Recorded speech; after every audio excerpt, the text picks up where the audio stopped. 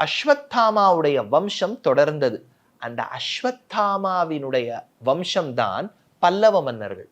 இன்னைக்கு நம்ம காஞ்சிபுரத்துல பல்லவர்கள் ஆண்டார்கள்னு சொல்றோம் இல்லையா, கிளியரா பல்லவர்கள் சொல்லிவிட்டா நாங்க பரத்வாஜர், துரோணர், அஸ்வத்தாமா வம்சத்துல வந்தவர்கள்.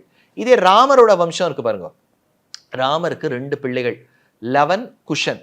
அந்த குஷனுடைய வம்சத்துல வந்த 32 34வது ராஜாவுக்கு தான் பிருஹத்பலன்னு பேர். ராமருடைய வம்சத்துல வந்தவன். அந்த பிருஹத்பலன் அபிமன்யுவினால் கொல்லப்படுகிறான் மகாபாரத யுத்தத்துல. அந்த வம்சத்துல மொத்தமா ராமருடைய வம்சத்துல வந்தவர்கள் தான் ராஜராஜ சோழன், ராஜேந்திர சோழன்.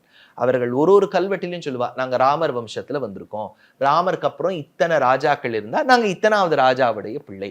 அப்ப ராமருடைய சூரிய வம்சம் தொடர்ந்து நமக்கு சோழர்களா வந்தா, அதே மகாபாரதத்துல துரோணருடைய வம்சம் அஸ்வத்தாமா வம்சம் தொடர்ந்து நமக்கு பல்லவர்களா வந்தா.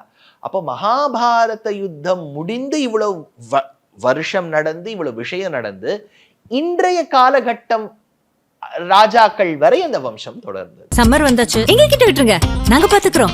GT Holidays, South India's #1 travel brand.